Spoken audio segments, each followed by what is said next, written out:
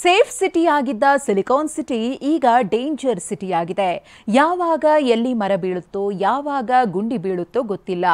ಈಗ ಈ ಸಾಲಿಗೆ ನಮ್ಮ ಮೆಟ್ರೋ ಕೂಡ ಸೇರ್ಕೊಂಡಿದೆ.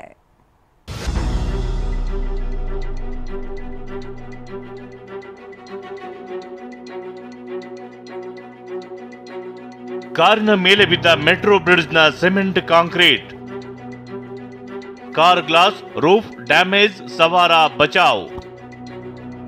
ಮೆಟ್ರೋ ಪಿಲ್ಲರ್ಗೆ ಕೆಳಗೆ ಸಂಚರಿಸೋಕು ಭಯ ಪಡುವ ಸ್ಥಿತಿ ಬಂದಿದೆ. ಯಾಕಂದ್ರೆ ಮೈಸೂರು ರಸ್ತೆಯಲ್ಲಿ ಕಾರ್ನಲ್ಲಿ ಹೋಗ್ತಿದ್ದಾಗ ಮೆಟ್ರೋ ಬ್ರಿಡ್ಜ್ನಿಂದ ಸಿಮೆಂಟ್ ಕಾಂಕ್ರೀಟ್ ಕಳಚಿ ಬಿದ್ದಿದೆ. ನವೀನ್ ರಾಜ್ ಅನ್ನೋರ ಹೊಸ UV 700 ಕಾರ್ನ ಮೇಲೆ ಕಾಂಕ್ರೀಟ್ ಬಿದ್ದಿದ್ದು ಫ್ರಂಟ್ ಗ್ಲಾಸ್ ಮತ್ತು ರೂಫ್ ಡ್ಯಾಮೇಜ್ ಆಗಿದೆ.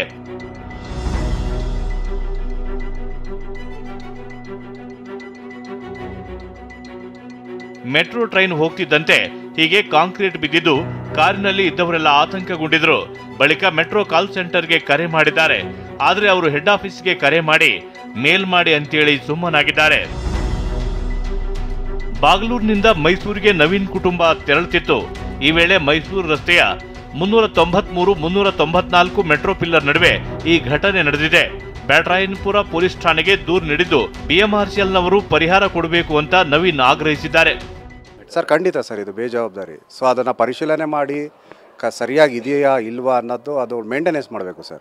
ಅದನ್ನು ನೋಡ್ದಿರೋ ಅವರು ಅಚಾನಕ್ಕಾಗಿ, ಅದು ಪಬ್ಲಿಕ್ ಪ್ಲೇಸ್ ಸರ್, ರೋಡ್ ಮೇಲೆ ಅದು ಅದರ ಕೆಳಗಡೆ ನಾವು ಸಂಚಾರ ಮಾಡಬೇಕಾದ್ರೆ ಅದನ್ನು ತುಂಬ ಅವರು ಕೇರ್ ಮಾಡಬೇಕಾಗಿತ್ತು. ನಾನು ಕಂಪ್ಲೇಂಟ್ ಕೊಟ್ಟಿದ್ದೀನಿ ಸರ್, ಕಾನೂನು ಪರವಾಗಿ ಹೋರಾಟ ಮಾಡ್ತೀನಿ ಸರ್.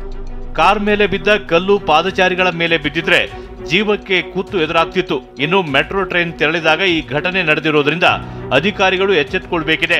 ಮೆಟ್ರೋ ನಿರ್ವಹಣೆ ಬಗ್ಗೆ ಗಮನ ಹರಿಸಬೇಕಿದೆ. ಕಿರಣ್ ಸೂರ್ಯ, TV9 ಬೆಂಗಳೂರು.